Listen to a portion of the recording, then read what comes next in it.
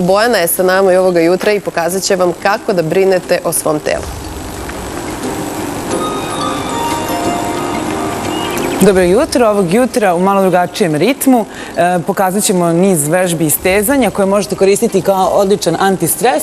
Ajmo lagano da krenemo, ide koleno napred između dva dlana, povlačimo levu nogu nazad i grudima ćemo leći preko, izvlačim ruke ispred sebe, opuštam se lagano, udah na nos, izdah. U ovim položajima možemo ostati malo duže, idemo nazad, idemo na bok, izvlačimo se i opet se spuštamo grudima i na ovaj isti način izvlačimo potpuno drugu mišićnu grupu. Dišemo, to je jako važno.